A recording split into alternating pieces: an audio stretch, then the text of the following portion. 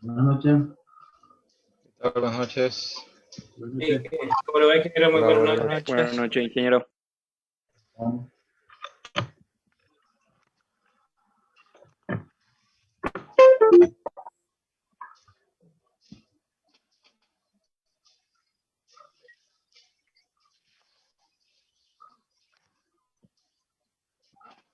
Están sumando algunos más. Buenas noches, ingeniero. ¿Qué tal? ¿Cómo estás? Muy bien.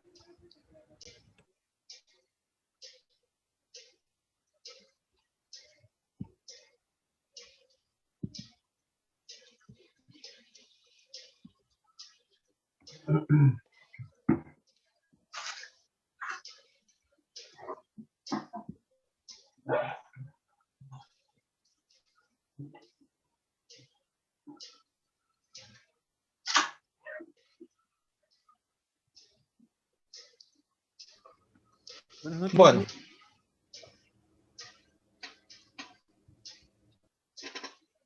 ¿Están viendo ahí la pantalla? Sí. Bueno, arranquemos entonces. Sí, profe. La clase pasada habíamos visto que el objetivo de la materia es fundamentalmente aprender cuáles son y cómo se realizan los estudios eléctricos en los sistemas de potencia. Estudio de flujo de carga, de estabilidad, de cortocircuito, transitorios electromecánicos, transitorios electromagnéticos. Entonces, lo que nosotros vamos a hacer es analizar las redes eléctricas. Para poder analizar el comportamiento de las redes eléctricas, para poder hacer estudios, necesitamos modelar los distintos componentes que conforman un sistema de potencia. Por eso, ustedes van a ver que al menos un tercio de la materia nos estamos concentrando en el modelado de los elementos de la red. Porque aprender también un poco más de cerca cómo se comportan los distintos componentes de la red y los fenómenos asociados a ellos, nos va a ayudar también a entender cómo es la interacción de los componentes dentro de la red eléctrica cuando hacemos los distintos tipos de estudios. ¿Sí? El primer elemento que vamos a ver son las líneas eléctricas. Vamos a empezar con las líneas eléctricas.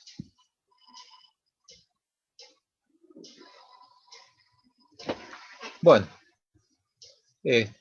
como introducción, aquí ustedes tienen algunas fotos de líneas de 132 kilovoltios. Algo del tema de hoy, ustedes lo van a ver con mayor profundidad en transmisión. Por lo tanto, yo lo voy a dar solamente como una generalidad y para entender algunas cositas que, bueno, que me interesan que ustedes lo sepan, ¿no? Lo mismo vale para los otros elementos, transformador y máquina sincrónica. Cuando veamos esos temas, yo les voy a pedir también, por favor, que repasen lo que han visto en esas materias. Porque todos los años siempre me topo con el inconveniente que o no lo han aprendido bien o ya se han olvidado, pero falta reforzar algunos conceptos básicos, ¿sí? Van a ver que en algunas cosas yo no me meto en tanto formulerío como lo hacen en otras materias, pero en otras cosas sí nos tenemos que meter un poco en las fórmulas, en las demostraciones, de manera de que ustedes entiendan el por qué.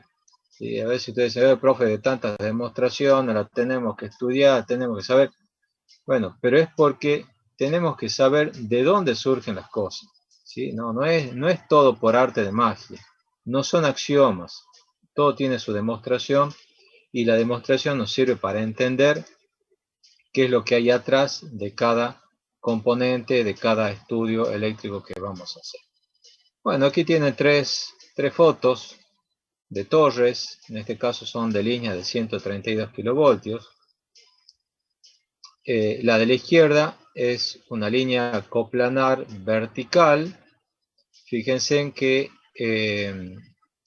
decimos que es coplanar vertical porque las tres fases comparten un mismo plano vertical, están una encima de otra.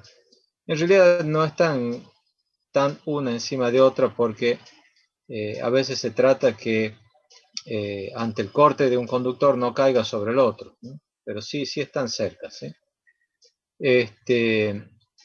En particular, esa línea coplanar vertical está sobre una estructura de hormigón y tiene otra particularidad que es una estructura de retención angular, ¿sí? La estructura de retención angular son donde la línea tiene un quiebre. Entonces, la estructura no solamente va a soportar un tiro en el plano donde están las estructuras, sino también tiene un tiro perpendicular, ¿sí?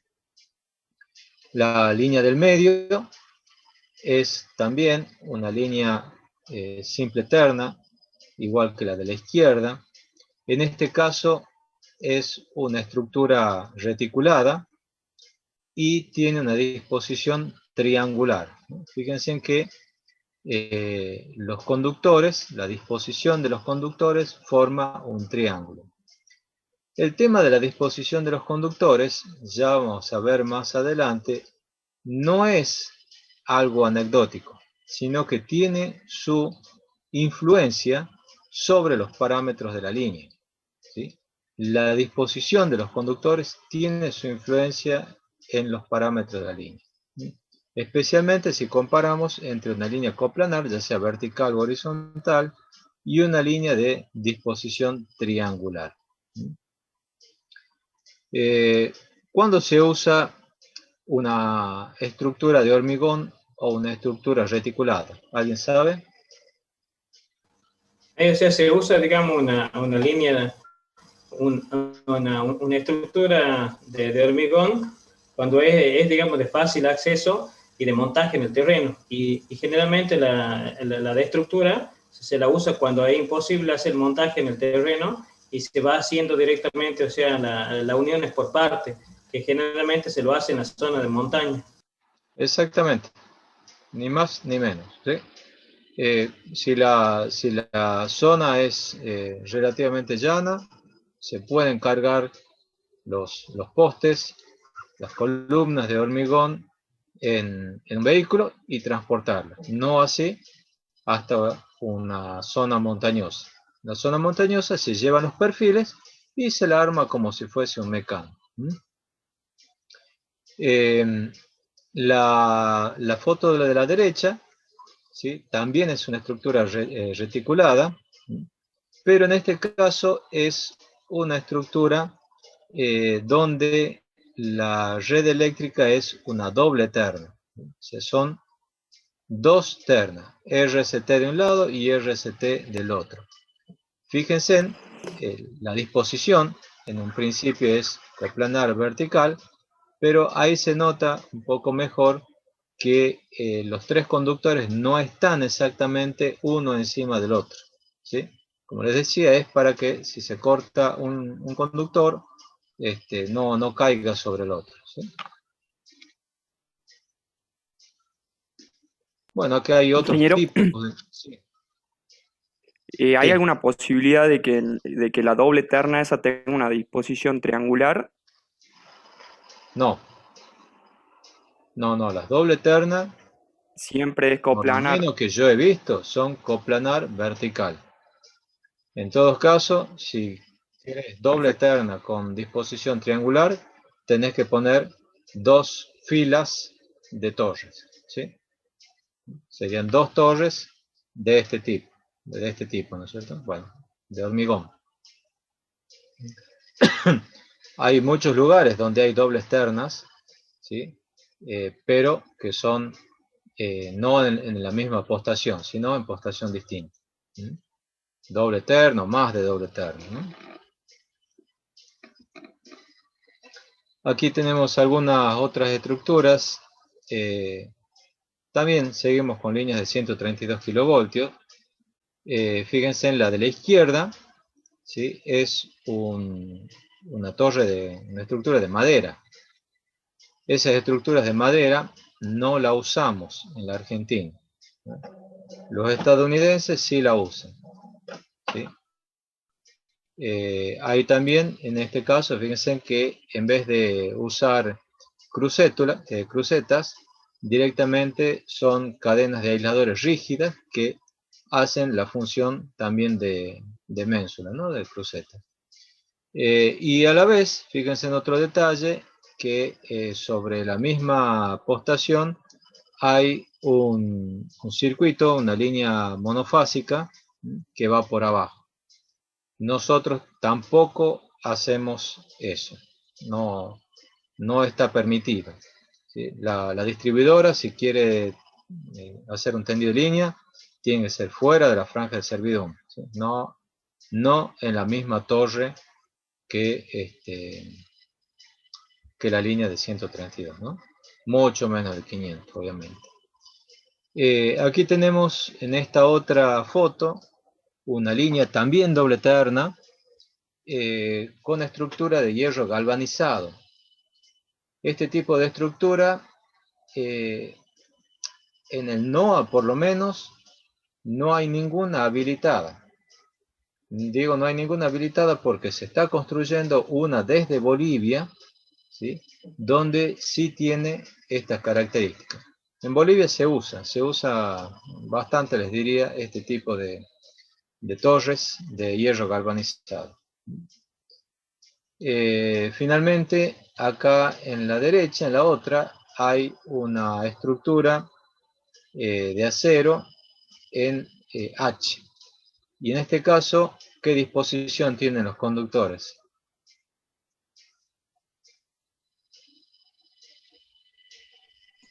Horizontal. O planar horizontal. Claro. Planar horizontal, ¿sí? Bueno, esto un poco como para que ustedes vean los distintos tipos de torre. Vamos Ingeniero, ahora a los conductores. Sí, con respecto a eso, también hay un estudio económico, supongo, para definir qué tipo de, además de lo que decía del terreno, según lo que pienso, el hecho de poder usar de hormigón o de reticulado, eso tiene que ver con una cuestión de reglamentaciones o se puede usar en forma indistinta. Porque, todo digo, es que se utilice de hormigón o reticulada es indistinto en cuanto a reglamentación, ¿sí? La E acepta los dos tipos de estructuras, ¿sí? ahí entraría ¿Qué entonces se un usa? factor económico. Exactamente, ¿eh? Siempre todo aquí hay una cuestión técnica económica. Se busca lo mejor, lo óptimo, técnico y económicamente. ¿Alguna otra pregunta? De lo que es torres. Ingeniero, Vamos ahora a conducción. Sí. en el caso de las torres que tienen terna, digamos, tiene mejor aprovechamiento una que lleva doble terna que una que lleva simple. Se evalúa también esa posibilidad de ampliar o de modificar la red. Mira, cuando se planifica una línea, se la planifica de entrada si va a ser simple terna o doble terna.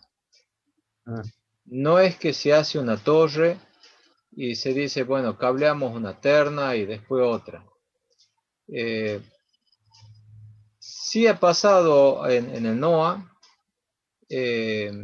pero generalmente el cableado de la segunda terna no lleva mucho tiempo de distancia, ¿no?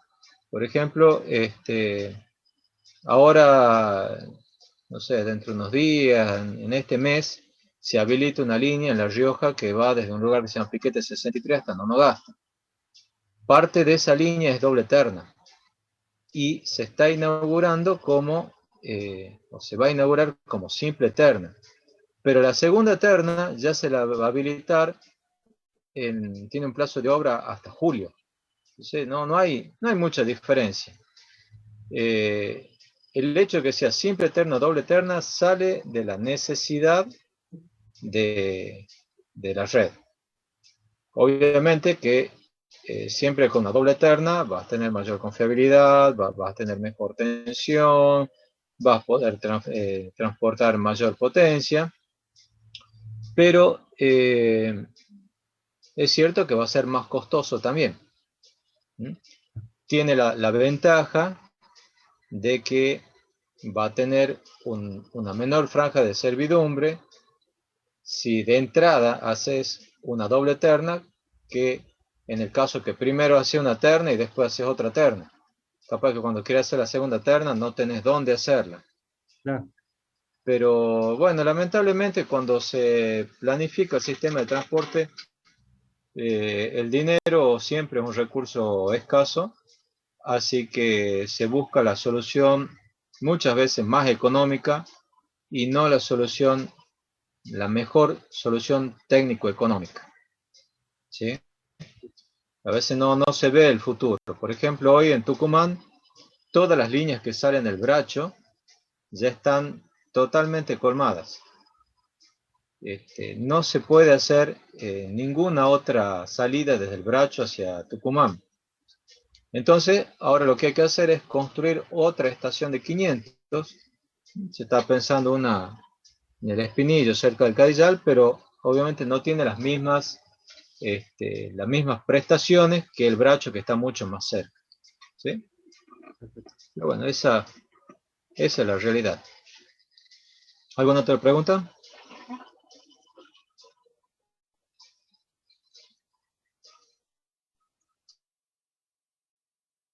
Bueno, vamos a hablar un poquito de los conductores. En realidad esto es un repaso. Yo lo doy cuando vemos tecnología y ensayo de materiales electrotécnicos, pero bueno, acá lo repasamos. ¿Sí? Los conductores que se utilizan en líneas de alta tensión son estos que están acá. Hay dos materiales de los cuales podrían estar hechos los conductores: aluminio o cobre. Las líneas de alta tensión son líneas largas. Entonces, lo que se usa es el aluminio, que es más barato que el cobre, ¿sí? No tiene la misma prestación que el cobre, pero se justifica utilizar este tipo de material, ¿no es cierto? Por la cantidad de material que se utiliza, ¿no? Entonces, vamos a ver cuáles son los distintos tipos de conductores. Uno es el AAAC, All Aluminum Alloy Conductor, ¿sí? Conductor todo de aleación de aluminio. Es decir que los hilos de los conductores son no de aluminio puro, sino de una aleación de aluminio. Piensen ustedes que el aluminio es un material que no soporta un gran esfuerzo a la tracción, por lo tanto, tiene que tener cierta dureza, cierto grado de resistencia a la tracción, y eso se logra con algunas aleaciones especiales. ¿Sí? Este conductor de aleación de aluminio yo no lo he visto, por lo menos en líneas de alta tensión. ¿Sí? Podrá ser quizá en líneas de media tensión, pero no de alta tensión. El otro, el AAC, All Aluminum Conductor, es conductor todo de aluminio, que es mucho más débil que el anterior y por lo tanto requiere una apostación más más estrecha, más seguida, con vanos más chicos. Tampoco se utiliza en líneas de alta tensión. Después está este otro, el ACAR. Es un conductor de aluminio, ¿sí? Con refuerzo de aleación de aluminio también, ¿sí? Aluminum conductor, alloy reinforcer, ¿sí? Conductor de aluminio con refuerzo de aleación. En este caso, el conductor, por favor, yo les voy a pedir que ingresen en horario. Yo sé que a veces pueden tener algún problema de conexión, pero les pido por favor que ingresen en horario. Porque si yo los tengo que estar habilitando el ingreso mientras estoy dando clase, me interrumpen. Es como si fuese que yo estoy dando clase, golpean la puerta y entran, ¿no? Me interrumpen y pierdo el hilo. Así que por favor, les pido que ingresen en horario. Les estaba diciendo que el conductor de aluminio con refuerzo de aleación es un conductor donde la parte conductora en sí, ¿sí? Es de aluminio, pero tienen un alma de aleación de aluminio, lo que le da la rigidez necesaria. El que se usa en todas partes, es este que está aquí abajo, el ACSR, ¿sí? Aluminum Conductor Steel Reinforced, conductor de aluminio con refuerzo o alma de acero, ¿sí? Es un alma de acero que soporta el tiro mecánico, ¿sí? Y el aluminio que es el que lleva la corriente, el que conduce la corriente. Hay algunos conductores de aluminio con alma de acero que son como este que está acá a la derecha, compactos, ¿sí? Eso se los compacta para que la sección sea menor. Pero yo no los he visto en líneas de alta tensión. Se utiliza más estos conductores compactos en cables subterráneos. Y finalmente están estos otros que tampoco no los he visto, que son los conductores de aluminio con refuerzo de acero expandidos en aire, ¿sí? Entre el alma de acero, ¿sí? El alma de acero y el exterior, ¿sí? No hay conductores, sino que hay aire y a veces hay algún material que, digamos, que hace como relleno para que pueda mantener la forma, ¿no? Hay algunas preguntas.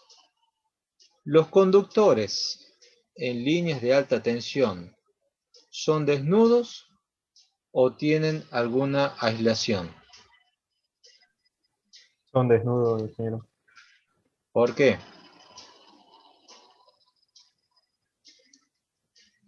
Porque no se tiene que tener en cuenta, o sea, no hay peligro. Y Por para favorecer la refrigeración y qué. Porque también tiene por el mayor tema del calor. disipación. Claro. Porque tienen mayor disipación. Y bueno, ¿y por qué las líneas de distribución, por ejemplo, no utilizamos conductores desnudos? Si tienen mayor disipación.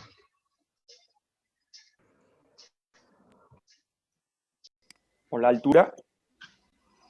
Principalmente por la altura, ¿sí? Se supone que las líneas de alta tensión están a una altura tal, por lo menos deben dar 100 metros, 7 metros sobre el nivel del suelo, lo que hace que estén alejados de la posibilidad del contacto humano. Además, las corrientes que llevan las líneas de alta tensión son muy grandes. Por lo tanto, el calor que generan también es más importante que en el caso de las líneas de distribución, ¿sí? Por eso es que los conductores son desnudos para favorecer la disipación del calor. Ya hemos dicho también que los conductores de alma de acero, ¿sí? Tienen el alma de acero para una mejor resistencia mecánica.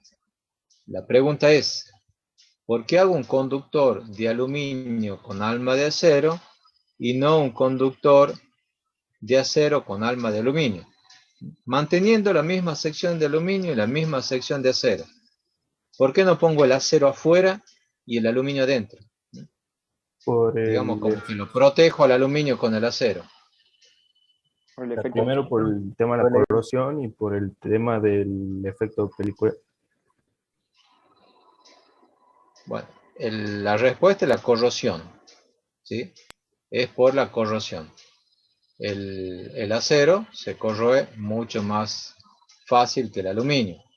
El aluminio se formaba una capa de óxido, que esa capa de óxido impedía que siga avanzando la oxidación. El acero no es así, se oxida y se sigue oxidando. Entonces, por eso el aluminio está adentro. Además, cuando uno hace el tendido de los conductores, hay que empalmar, ¿no es cierto?, los conductores, ¿no? Entonces, el que va a soportar siempre el esfuerzo va a ser el alma de acero, que tiene que estar bien sujetada también, ¿no? Bueno, y otras cositas más, donde sí es importante la reducción del efecto corona es en el conductor que está aquí abajo, que es expandido en aire, ¿no? Que está expandido con fibra o papel. Ahí sí, lo que estamos haciendo es aumentar el radio del conductor para tener un menor gradiente eléctrico y así evitar el fenómeno corona y por lo tanto evitamos mayores pérdidas. Ya hemos dicho Y también, aparte, ingeniero, sí, porque hay mayor densidad de flujo de corriente en la periferia del conductor, o sea, en este caso sería por el aluminio. sí. Bueno, por eso también el alma es el alma de acero y el aluminio está por afuera. Exactamente. Muy bien. Bueno, hemos dicho también que no se hacen de cobre porque el aluminio es más barato, ¿sí? Más barato porque hay mayor producción que el cobre, tiene menor peso y ya hemos dicho también el tema de menor oxidación, ¿no? Y quedaba mencionar también el tema de que los conductores son conductores trenzados.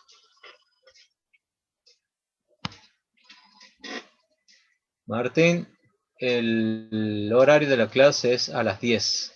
Por favor, llegar en horario.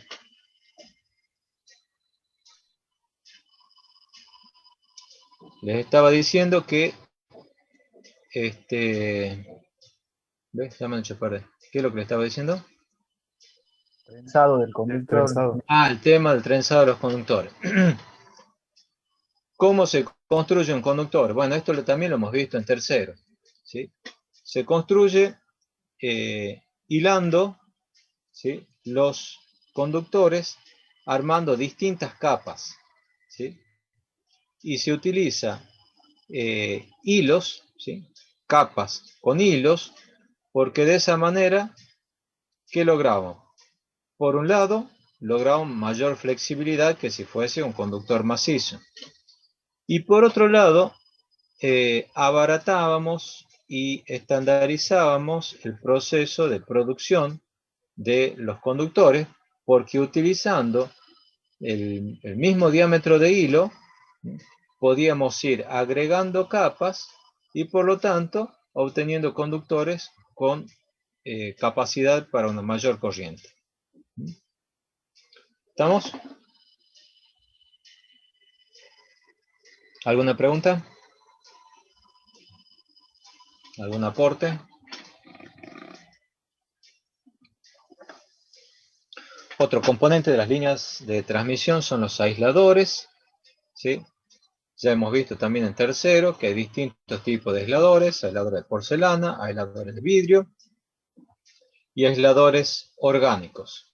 También hemos visto que cada uno tiene sus ventajas y desventajas. Los aisladores de vidrio, cuando sufren vandalismo, el vidrio directamente estalla. Entonces, por una simple inspección visual, uno puede saber qué campana es la que se ha roto. No así el aislador de porcelana, ¿sí? Donde cuando recibe un escopetazo o una pedrada, es probable que se astille, se casque, pero quizás no se rompa. Pero un aislador ya fisurado tiene menor rigidez dieléctrica que uno en buenas condiciones. Por lo tanto, digamos, va a seguir en funcionamiento, pero con una menor calidad, ¿no? Y va a ser más difícil de localizar. Los aisladores orgánicos son aisladores más modernos, fabricados de algún polímero, en general EPDM. Son livianos, son fáciles de transportar, son fáciles de instalar porque no hay que estar armando la cadena.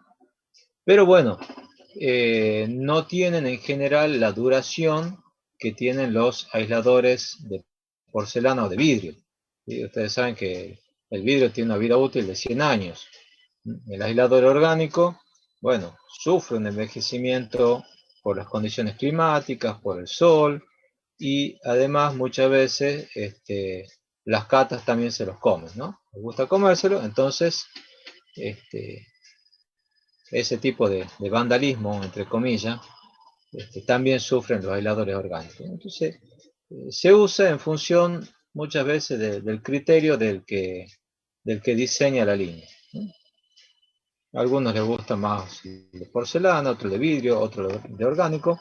Los tres sirven, los tres sirven.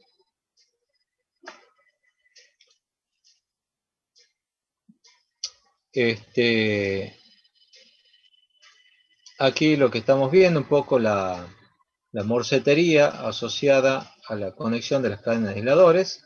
¿Sí? Tenemos la cadena de aisladores en sí, y después están los descargadores de arco o cuernos, que sirven para que cuando haya una descarga sobre la línea, ¿sí? Una descarga atmosférica, la sobretensión produzca una descarga a través de los cuernos estos y no a través de la cadena de aisladores dañando, ¿no?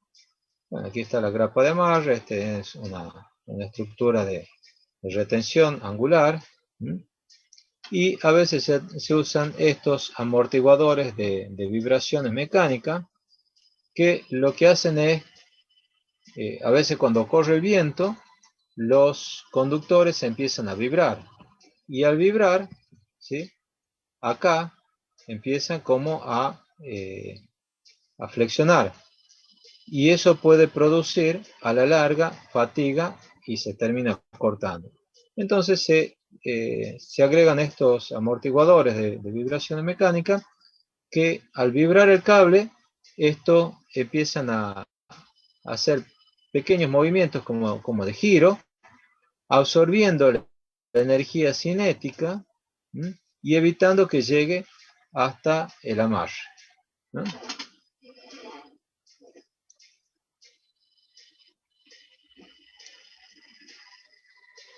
Bueno, vemos rápidamente lo que es el hilo de guardia, que tiene su importancia dentro de lo que son los parámetros de la línea, ya lo vamos a ver más adelante. ¿El hilo de guardia para qué es? Es una protección contra descarga atmosférica. Exactamente, la protección contra descarga atmosférica. ¿Funciona como? Exactamente. Para que el rayo caiga sobre el hilo de guardia y no sobre el conductor. Si cae sobre el conductor, seguramente la línea va a salir de servicio, ¿sí? Además de dañarlo el conductor también. Entonces lo que se quiere es que caiga sobre ese hilo de guardia. ¿sí? Hay distintos métodos para calcular dónde va el hilo de guardia. Uno es el método de las esferas rotantes, ¿sí? Donde se trazan como esferas de donde está. Acá es una esfera con valores H, eso lo van a ver en transmisión. Y según estas esferas, lo que se estipula es que si un rayo cae dentro, digamos, de esta zona, va a caer sobre el hilo de guardia. Si cae sobre esta zona, ¿sí? Va a caer ya sobre la Tierra, ¿no? Entonces, eso es lo que establece un poco el método de la esfera rotante, y todo lo que está dentro de esas esferas que se trazan, ¿sí? Está protegido contra las descargas atmosféricas. Y después está otro método que es más como receta de cocina, y es que decir que el hilo de guardia tiene que formar un ángulo de 30 grados, ¿sí? Hasta donde está el conductor, ¿sí?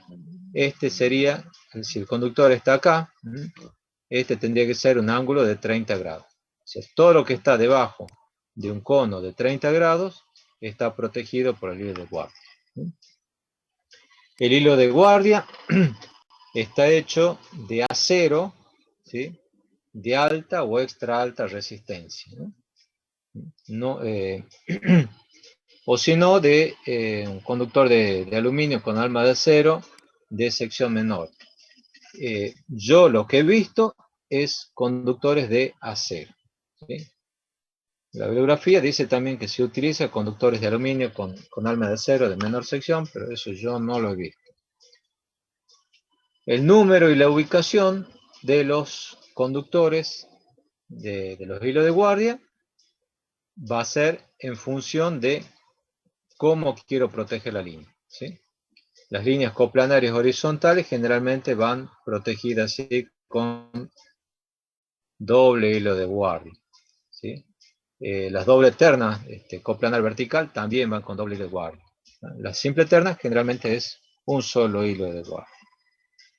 Las bases también son calculadas mediante métodos especiales, como el método de Sulzberger. Cuando hay terrenos que son muy colapsibles, se hacen bases profundas o se hacen piloteado, si están cerca de ríos, por ejemplo, para reforzar la estabilidad de la torre. Y las puestas a tierra pueden ser de dos maneras. Uno, a través de jabalinas, o si el terreno es muy duro, lo que se utilizan son contrapesos, que son conductores horizontales, ¿no? Enterrado un poquito, pero son horizontales. Entonces, el hilo de guardia, un rayo debería impactar sobre el hilo de guardia y descargarse a tierra, ¿sí? Aquí la morcetería también del lado de la torre está conectada a tierra.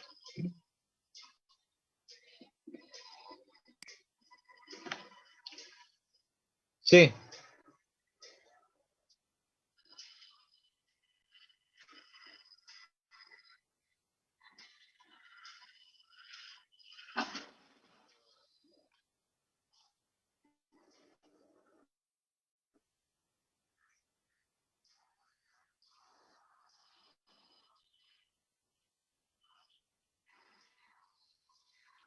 Acordate que vos tenés los aisladores, ¿sí? Vos tenés los aisladores.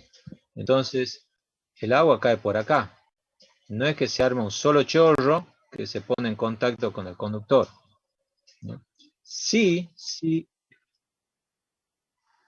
No, tampoco. O sea, no es que se forma una película de agua que lo cubre todo. Los aisladores de porcelana, los de vidrio, si ustedes tiran un chorro de agua sobre el vidrio o sobre la porcelana, van a ver que las gotitas no quedan ahí adheridas, sino que escurren. Lo mismo sucede con los aisladores orgánicos. El agua escurre. Puede suceder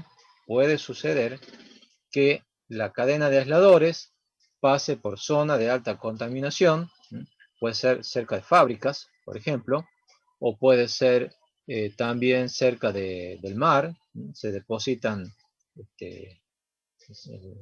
granitos de sal, ¿no? Y en ese caso sí puede haber fallas, ¿no? Por ejemplo, nosotros cerca de Tabacal, cerca del ingenio del Tabacal, debido a todas el hollín que sale de ahí del ingenio, se deposita sobre las cadenas y producen falla. Entonces, para evitar eso, lo que se hace es, se las cubre a las cadenas aisladoras con una grasa, se las engrasa, de manera que no solamente repelan el agua, sino también repelan la suciedad. ¿Sí?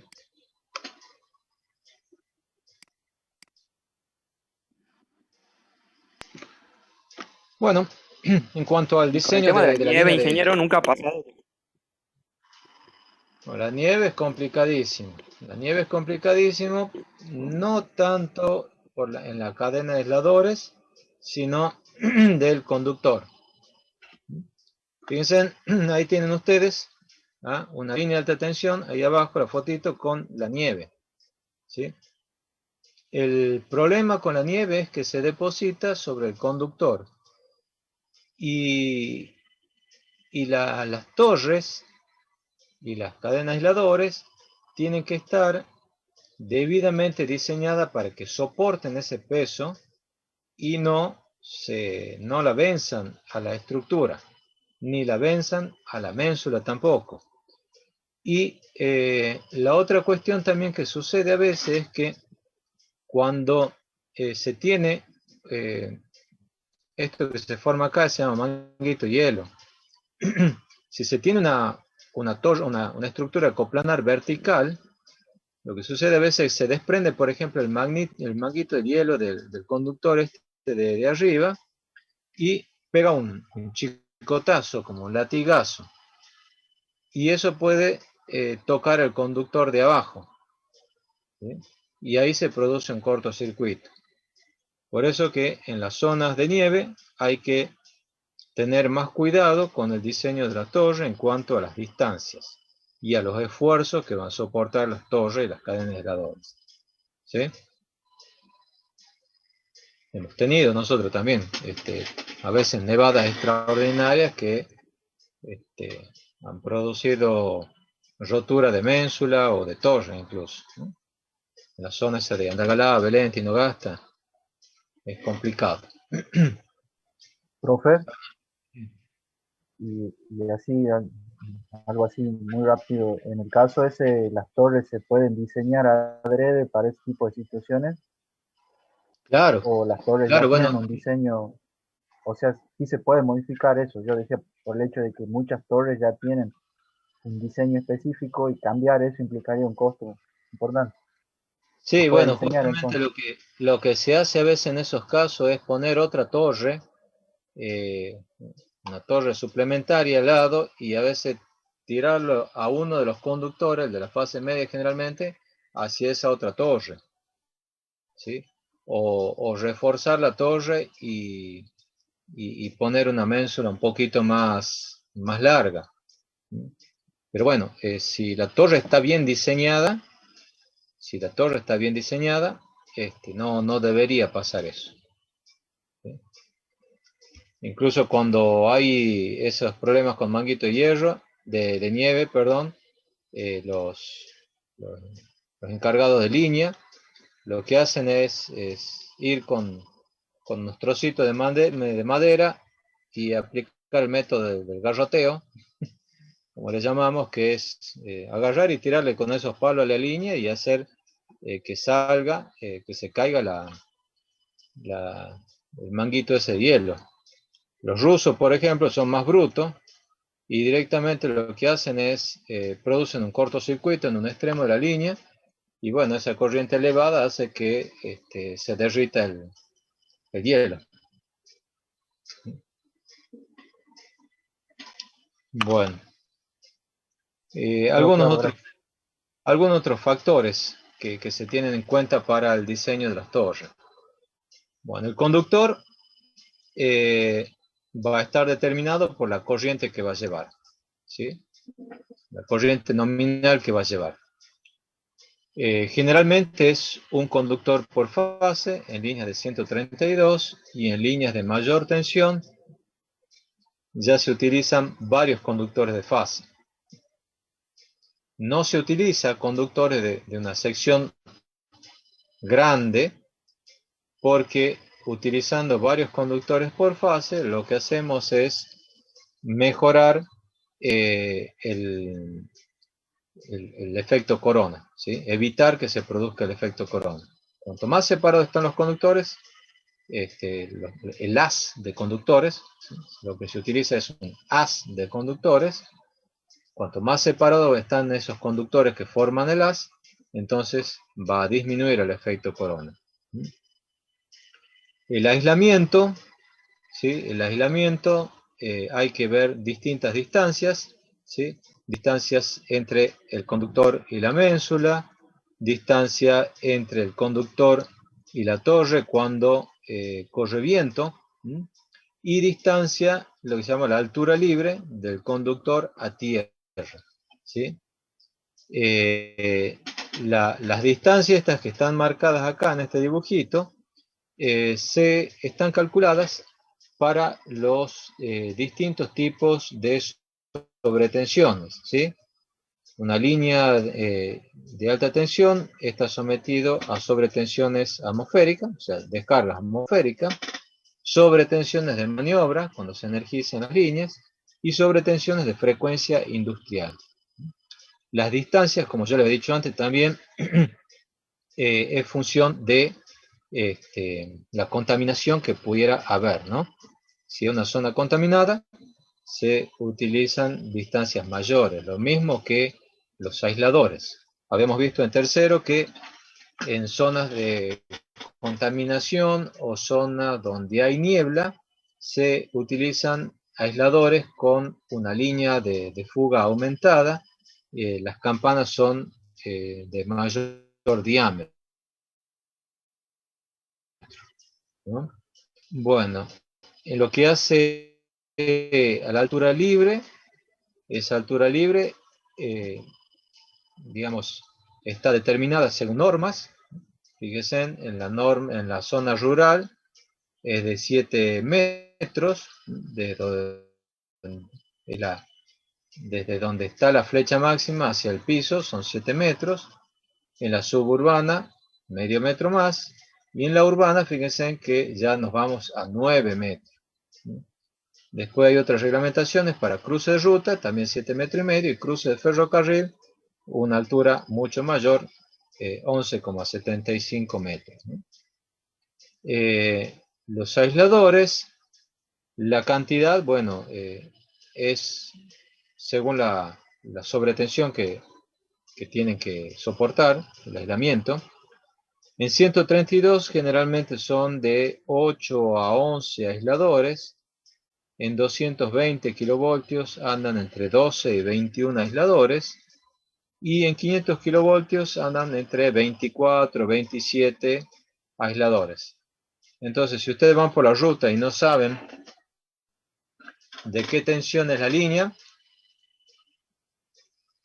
contando el número de aisladores de las cadenas, ahí pueden ya tener una idea de cuál es el nivel de tensión de la línea, ¿no? La disposición de los aisladores puede ser disposición en I o en B, ¿no? O sea, en las estructuras de retención a veces se utilizan conductores de disposición en B. O sea, dos cadenas aisladores que se unen en un extremo donde está el conductor. Material ya hemos hablado. Los hilos de guardia, ya hemos hablado también, la cantidad y la ubicación, y también hemos hablado de los tipos de resistencia de puesta a tierra.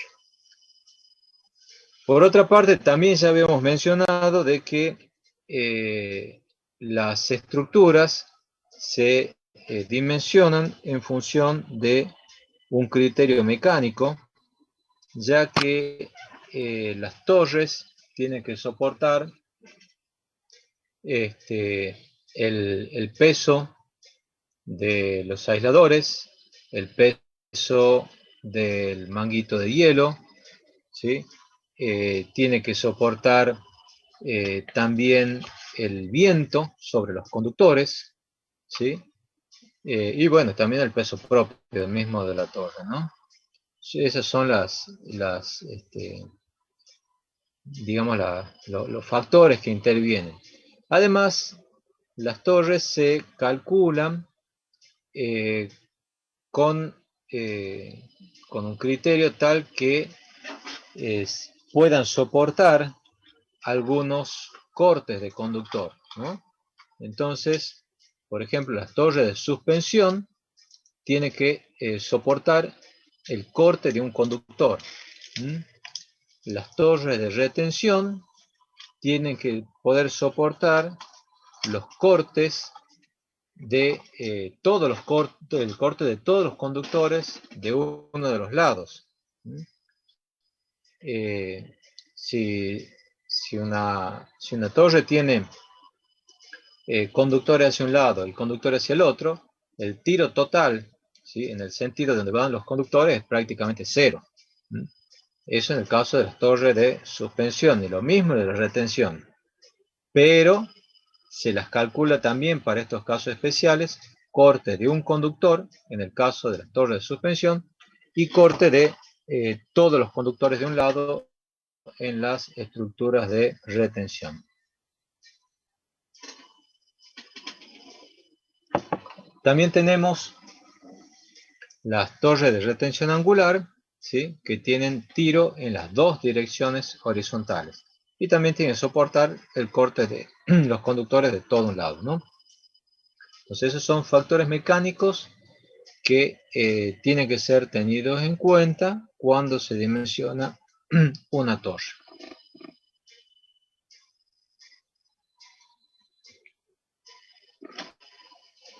Un tema que no es menor son los factores ambientales.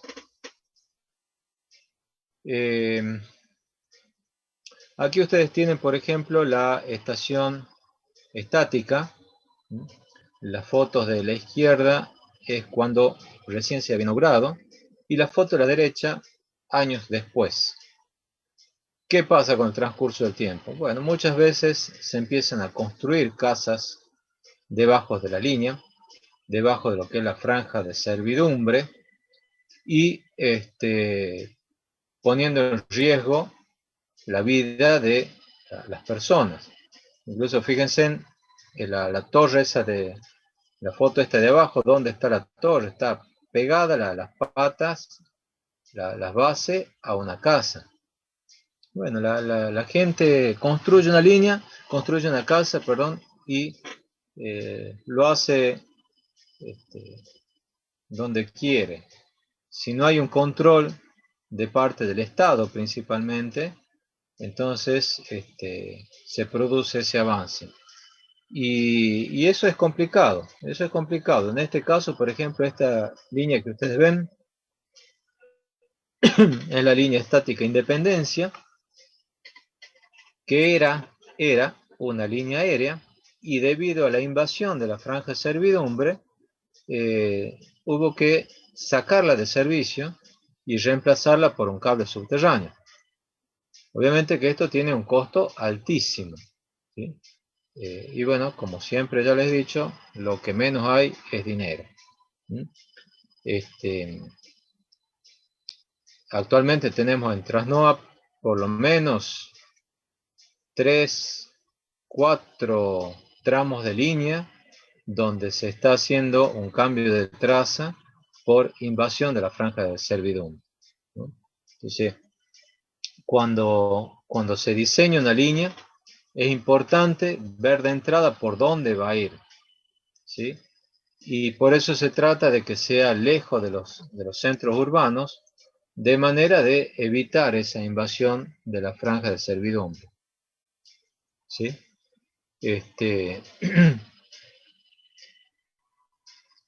Hay otro tema relacionado con esto, es los campos electromagnéticos que generan las líneas de alta tensión, que ya lo vamos a ver también más adelante, tienen que estar debajo de lo que permite la normativa, ¿no? Entonces, también al momento de construir una línea, el que la va a hacer tiene que presentar todos los estudios de campo electromagnético que avalen que esa línea cumple con los parámetros ambientales requeridos por la reglamentación, ¿no? Además, otro problema que también se puede dar con las líneas, con el trazado de la línea, es que pasen por donde hay yacimientos arqueológicos, ¿sí? Eso, bueno, es complicado, hay que, siempre para construir una línea, el solicitante tiene que presentar lo que se llama el estudio de impacto ambiental, ¿sí?, ante el gobierno provincial, y el gobierno provincial es el que va a decir si se le otorga el acto ambiental o no, ¿no? Entonces, todo eso también tiene sus inconvenientes. El impacto visual también es otro factor ambiental, ¿no? Piensen ustedes, por ejemplo, en la línea minera lumbrera, ¿sí? Si van por Tafí del Valle, van a ver la línea, cómo cruza los cerros. Uno que es ingeniero electricista dice, ah, qué lindo, mirá la línea que va por ahí, cómo se la ve, cómo brilla con el sol, qué espectáculo hermoso. Pero bueno, no todos son ingenieros electricistas, así que a la mayoría les molesta esto, ¿sí? Entonces, lo que es impacto visual también tiene su importancia, y generalmente se trata de que la línea no vaya por lugares donde tengan visibilidad. Esa línea de minera lumbrera debería haber ido del otro lado del cerro. Pero bueno, se ve que el poder económico ha sido más fuerte que los intereses del medio ambiente, ¿no?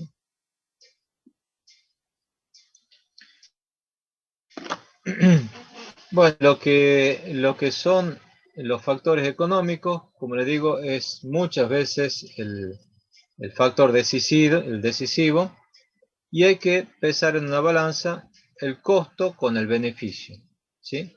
¿Cuál es el costo de hacer una línea? Bueno, el costo de la instalación propiamente dicha, más las pérdidas, ¿no? Aunque en general poco se le lleva el apunte a las pérdidas, ¿sí? Pero el costo bien calculado incluiría las pérdidas, ¿no? ¿Y cuál es el beneficio de hacer una línea o hacer una estación transformadora? ¿Qué les parece a ustedes?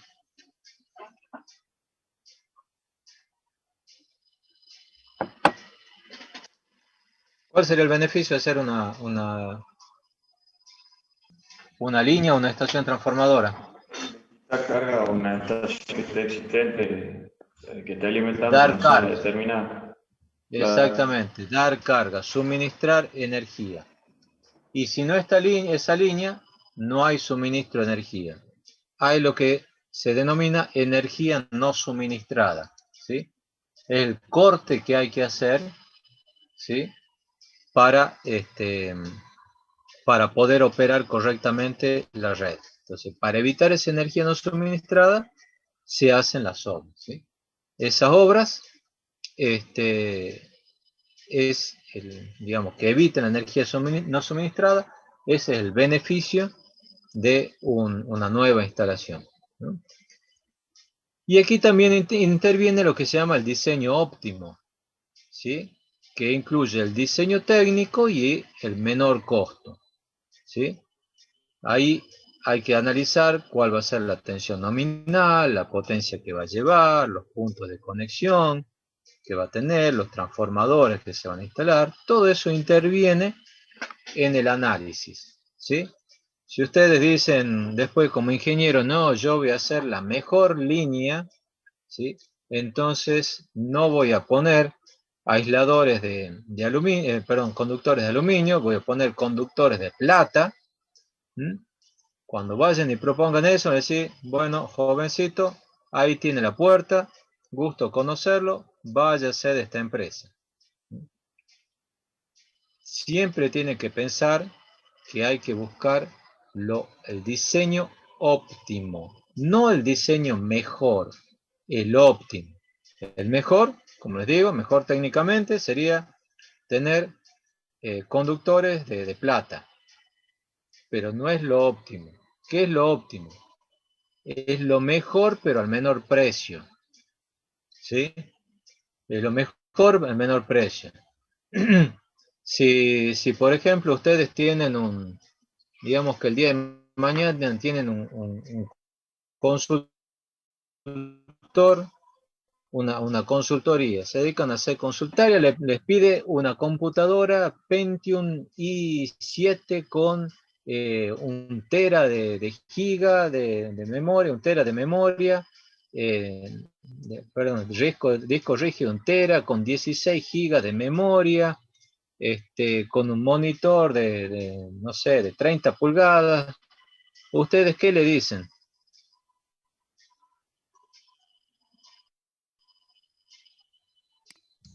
Que va a ser muy caro. ¿Y qué, le compran o no?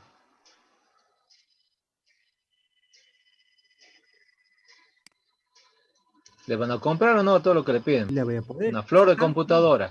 No, ¿Le voy a poder? no, ¿Ah? Y depende para qué la voy a usar, digamos. claro, si es para una cuestión básica, no ¿Y para tiene, qué lo utilice la claro, secretaria? La va a utilizar no tiene. para enviar correo electrónico, hacer una notita.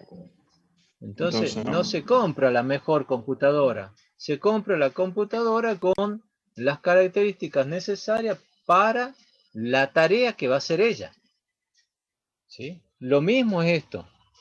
Se construye la línea con lo necesario y suficiente y algún margencito, algún pequeño margen, para la función que va a cumplir la línea, ¿no? ¿Estamos? Bueno, les voy a pasar, aquí hago un pequeño intervalito, les voy a pasar el password para que ustedes anoten su asistencia. Es PSDIKF. PSDIKF. ¿Ah? Bueno, ingresan al campus virtual y registran su asistencia.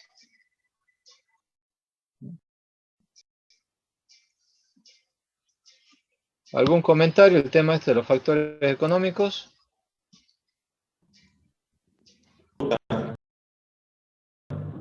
¿Qué distancia tienen los barmen?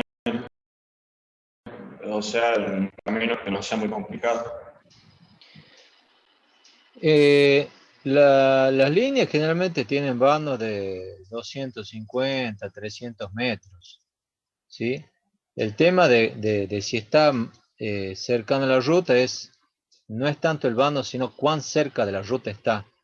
Y bueno, eso ya ahí interviene vialidad, ya sea vialidad de la provincia, vialidad de la nación, según dónde pasa la línea.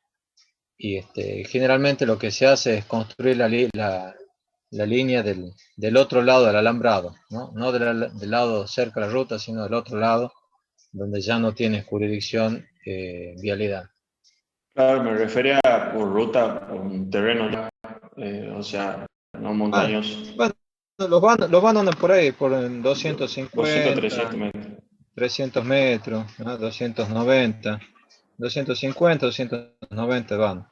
En el caso de las montañas, donde hay zona montañosa, los bandos pueden ser muy grandes, ¿sí? A veces van desde de una montaña a otra, ¿no? Ingeniero, Sí. no sé si todos tienen el mismo inconveniente, pero a mí me aparece la asistencia de mañana y me aparece el día viernes 9 de abril. Sí, yo también, profe. Y así pasa.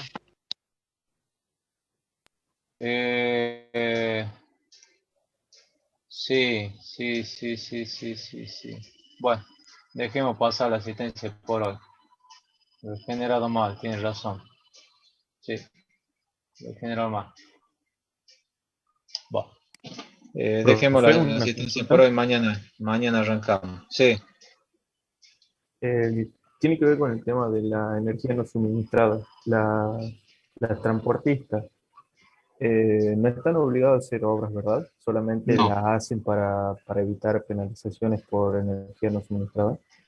No, de acuerdo a la reglamentación del mercado eléctrico, las inversiones en nuevas instalaciones la tiene que hacer el usuario, ¿sí? La distribuidora o el generador, ¿sí? Si no, como muchas veces no lo hace la distribuidora, a veces lo hace el gobierno provincial o incluso el nacional. Pero las transportistas tienen prohibido hacer obras. Las inversiones que hacen las transportistas es para mantener las instalaciones, ¿sí? Y bueno, en algunos casos también modernizar las instalaciones, ¿no? Por ejemplo, si hay una protección que es obsoleta, bueno, la reemplaza por una de mejor generación. El centro de control, si el sistema del SCADA es obsoleto, bueno, se lo cambia por uno de tecnología más reciente. Pero lo que es las inversiones de instalaciones nuevas la tiene que hacer el usuario. Bien, gracias. Bueno, siempre al final del tema yo les pongo algunas preguntas para que ustedes la analicen y traten de responderlas. Son preguntas que generalmente las hago en los exámenes finales, ¿sí? O en los preexámenes, y no son todas las preguntas que tienen que saber. Es lo mínimo que tienen que saber, ¿sí? Les sirve como repaso para ver cuál es lo mínimo que tienen que saber, ¿no? Bueno, vamos ahora sí a los parámetros eléctricos, ¿sí? Los parámetros eléctricos. Vamos a ver nosotros dos tipos de líneas. Primero vamos a ver las líneas aéreas, ¿sí? Y después vamos a ver los cables subterráneos, ¿no? Cuando hablamos de parámetros eléctricos de una línea, esos parámetros eléctricos son la resistencia y la reactancia longitudinal, ¿sí? Y las capacitancias y las conductancias en derivación. Esos son los parámetros que vamos a aprender a calcular. ¿A qué se deben? Lo que es la reactancia capacitiva e inductiva se deben a los campos electromagnéticos, ¿sí? La resistencia y la conductancia se deben a pérdidas, ¿no? Aquí yo les he dibujado, les he puesto una fotito, cómo son los campos eléctricos, ¿sí? Y magnéticos de una línea de alta tensión. Nosotros acá lo que es importante tener en cuenta que vamos a calcular dos tipos de parámetros. Parámetros de fase y parámetros de secuencia. Nosotros idealmente trabajamos con un sistema trifásico balanceado, ¿sí? Equilibrado, ¿sí? Donde las tensiones y la corriente están desfasadas 120 grados y tienen igual módulo. En la realidad, puede haber situaciones en que esas corrientes no estén equilibradas, ya sea por problema de la demanda, puede ser porque se corte un conductor, porque haya una falla a tierra, ¿sí? O porque haya desequilibrios en los mismos elementos por alguna razón.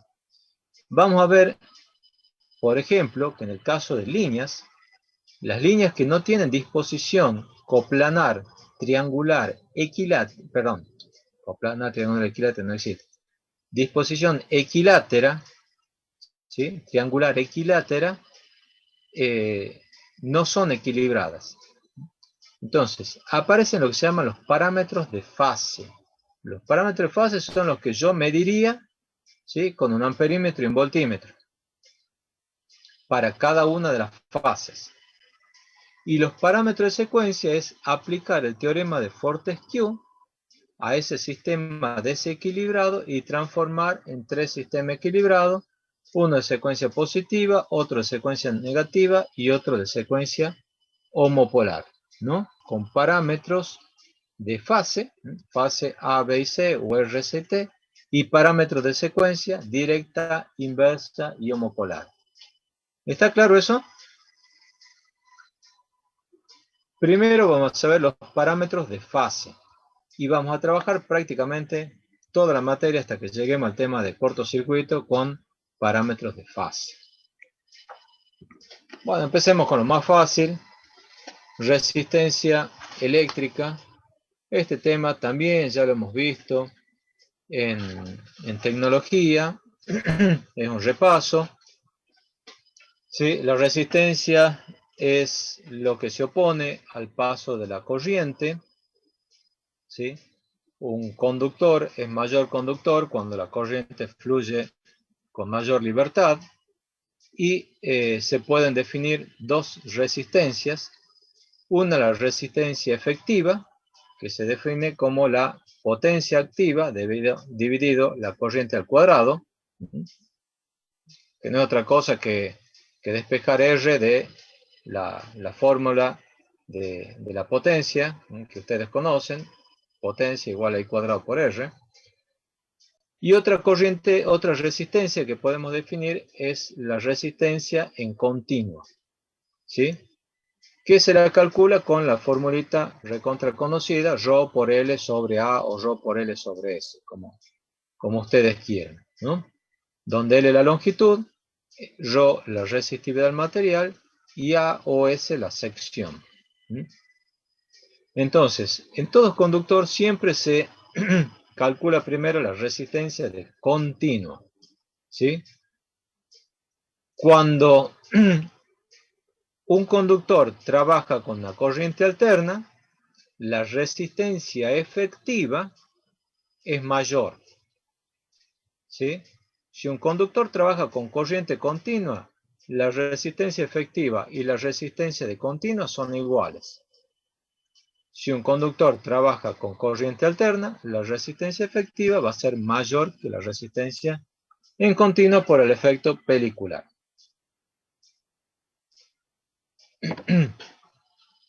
Bueno, ahí está la tablita que hemos visto años atrás con las resistividades de los distintos materiales, ¿no? Si nosotros consideramos que el cobre tiene un 100% de resistividad, tomamos este 1,72 como el 100%, ¿no? El aluminio va a tener casi el 60% de conductividad del cobre y el acero entre un 2 y un 14% de la conductividad del cobre. Entonces, si nosotros hacemos relación precio con prestación, vamos a llegar a la conclusión de que es preferible resignar un 40% de conductividad y usar conductores de aluminio en vez de cobre. En todo caso, lo que haremos es aumentar la sección para compensar la mayor resistividad, ¿sí? Acá estamos también viendo por qué el conductor de aluminio acero tiene el acero en el medio. Fíjense, si nosotros, por un lado, si nosotros hacemos el paralelo de la resistencia de la parte de aluminio con la resistencia de la parte de acero, ¿sí? Como la parte de acero tiene una resistividad mucho mayor que la del aluminio, entonces podemos ver que prácticamente toda la corriente va a ir por el aluminio. Fíjense ustedes acá, ¿no? La resistividad del acero es 12 ohmiometro por 10 a la menos 8. La del aluminio, 3. sea, la resistividad del acero es 4 veces la del aluminio. Por lo tanto, prácticamente toda la corriente va a ir por el aluminio. Y como se da el tema ese del efecto pelicular, y la corriente va a ir por el exterior, entonces vamos a poner por afuera lo que es aluminio y por dentro lo que es acero, que al tener de por sí una alta resistividad ya va a conducir menos corriente. Bueno, el trenzado del conductor hace que la corriente, ¿sí?, en cierta manera siga aproximadamente ese camino un poco helicoidal, ¿sí? Si fuese un conductor macizo, iría en el mismo sentido que el conductor, pero al ser un conductor trenzado, no es que la corriente va a estar girando y dando vuelta por ahí, porque los conductores son conductores desnudos y por lo tanto están en contacto. Pero sí, la corriente es como que tiene un mayor camino. Ese mayor camino hace que la resistencia de un conductor trenzado, ¿sí?, aumente en 1 al 2% de la resistencia del conductor, ¿no es cierto? Sí. Es como que la longitud se aumenta en un 1 o 2%. ¿Estamos?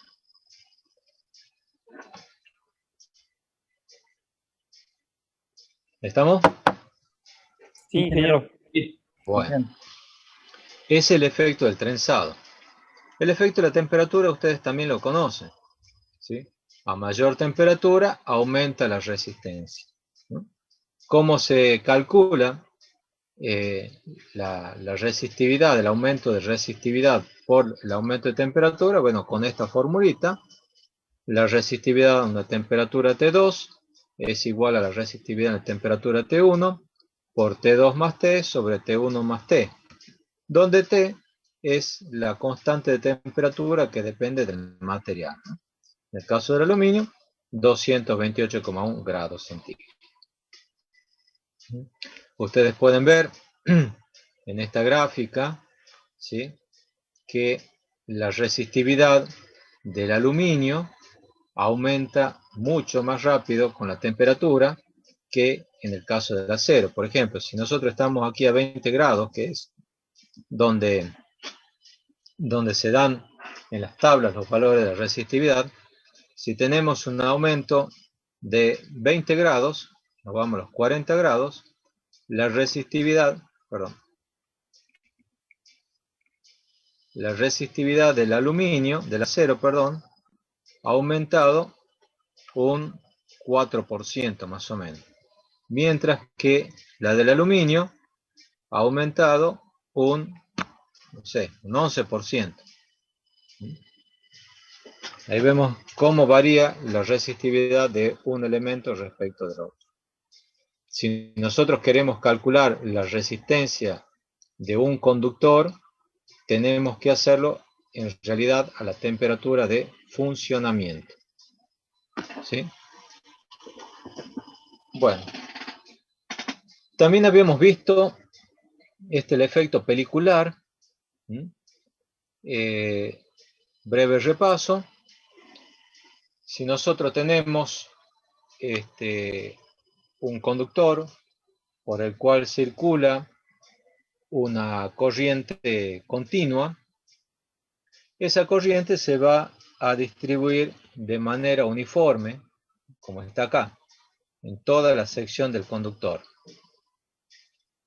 Cuando ya aparece una corriente variable, ¿sí?, cuando aparece una corriente variable, nosotros pensemos que el conductor, ¿sí?, está formado en un material conductor, ¿no es cierto? Ahora, nos podríamos imaginar también al conductor como formado por muchas bobinas concéntricas, ¿sí? Muchas bobinas concéntricas. Si por esas bobinas está circulando una corriente variable, se genera un flujo variable. Ese flujo variable induce en esas bobinas concéntricas, ¿sí?, una tensión que se opone a la variación de ese flujo, que la origina. Entonces, como en el medio tendríamos mayor concentración, ¿sí?, de ese campo que se opone al campo original, ¿sí?, entonces hay una disminución de la corriente cuando nos acercamos al centro del conductor. Entonces, si nosotros trabajamos, por decir, a una frecuencia de 100 Hz, el perfil de la densidad de corriente sería esta azul, ¿no?, donde tengo más corriente en los extremos y menos en el centro. Ahora, si aumenta la frecuencia, por ejemplo, nos vamos a 1000, lo que vamos a observar es que se amplifica el fenómeno. Es decir, vamos a tener mucho mayor corriente en los extremos que en el centro, ¿sí? 50 Hz no es lo mismo que 0 Hz, pero dentro de todo no es una frecuencia muy elevada, ¿no? Dentro de todo no es una frecuencia muy elevada, pero sí lo suficiente como para modificar un poco la resistencia de un conductor. Ya vamos a ver un ejemplo, a ver en cuánto se modifica más o menos, ¿no?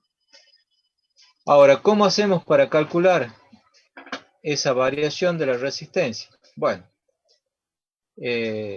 por ejemplo, ABB en el Electrical Transmission Reference Book da un método empírico para poder calcular esa variación de la resistencia, el aumento de la resistencia. Nosotros hemos dicho que la resistencia en alterna es mayor que la resistencia en continua. Entonces, yo puedo multiplicar la resistencia de continua por un factor para obtener la resistencia en alterna. ¿Cómo tiene que ser ese factor K? ¿Mayor, menor o igual a 1? Mayor a 1. Mayor a 1. Mayor que 1. Tiene que ser mayor que 1. Exactamente. Bueno. ¿Y de dónde va a salir ese factor K? Primero tenemos que calcular un factor X con esta formulita. 0,050123 raíz cuadrada de la permeabilidad relativa por la frecuencia sobre la resistencia en continuo.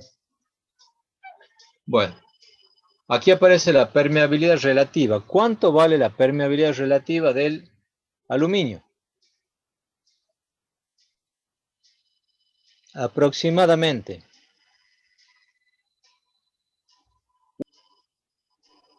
¿Ah?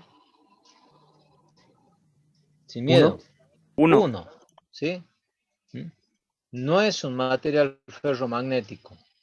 Entonces, la permeabilidad es aproximadamente 1. Entonces, para el caso de los conductores de aluminio, ese muere, lo tomamos como 1.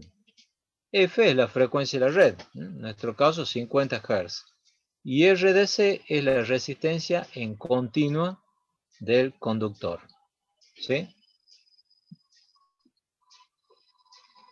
Bueno, aquí yo les muestro una tabla, en este caso de un conductor Prysmian de aluminio con alma de acero, y les quiero mostrar algunas cositas que les pido que las recuerden para mañana, que vamos a desarrollar el práctico de resistencia.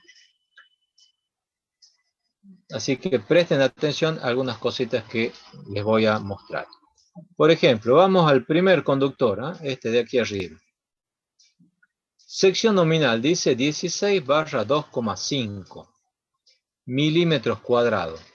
¿Qué quiere decir? Que es un conductor de aluminio con alma de acero, donde la sección del aluminio es de 16 milímetros cuadrados y la sección del acero es de 2,5 milímetros cuadrados.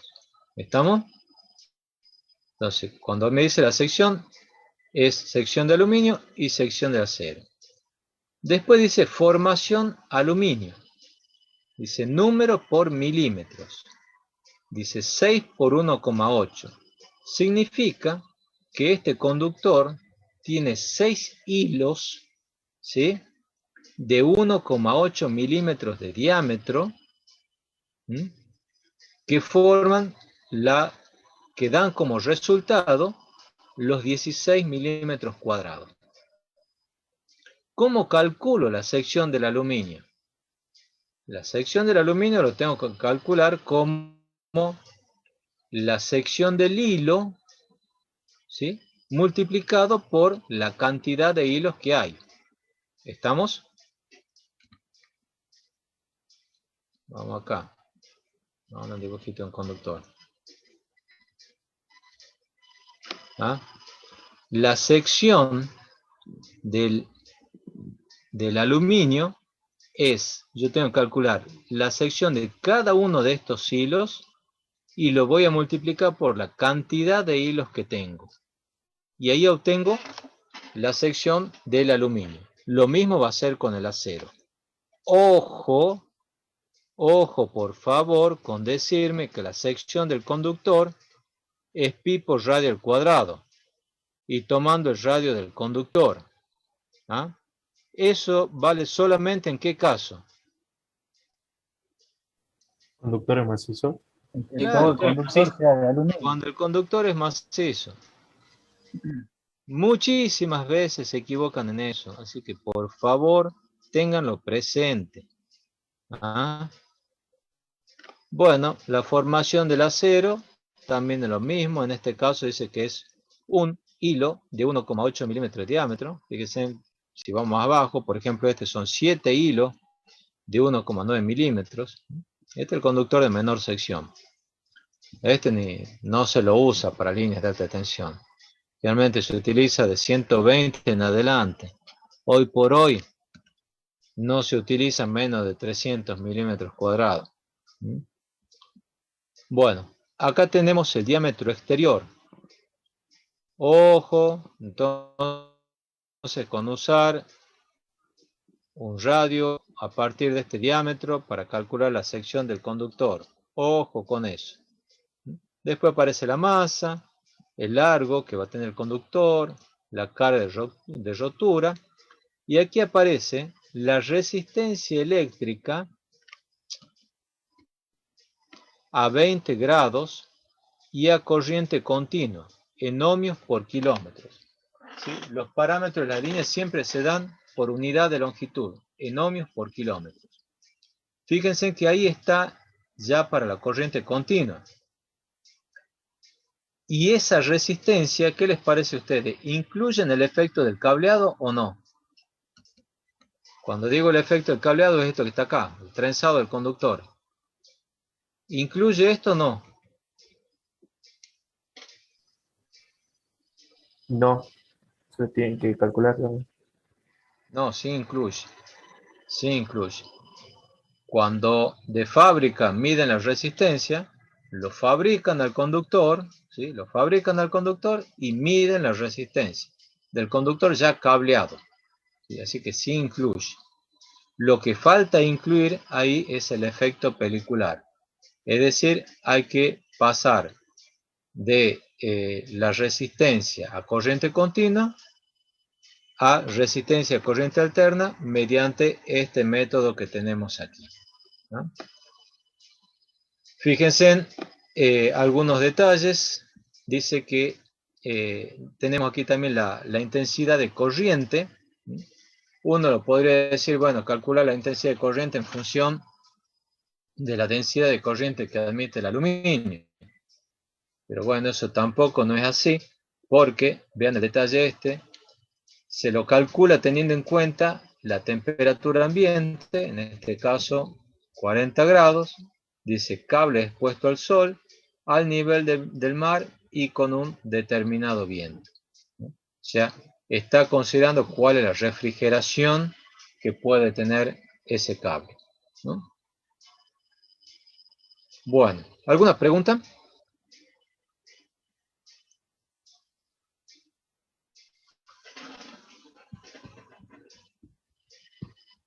¿No hay preguntas? Ingeniero, Sí. de la bibliografía, ¿qué recomienda para el tema de los parámetros? En general, como libro, a mí me gusta el Glover. ¿Sí? Lo sigo mucho el Glover. El clásico que siempre se lo utiliza el Granger Stevenson. Y después el Cotari es un libro bastante resumidito, que va más a los bifes, por así decirlo. Lo que sí, hay muchas de estas cosas que yo le estoy explicando que no están en los libros. Por ejemplo, el cálculo de la resistencia en alterna a partir de la resistencia en continua, eso no lo van a encontrar en los libros. Esto está sacado de la BB, Electrical Transmission Reference Box. Y todo lo demás, bueno, ya es algo un poco más sencillo, ¿no?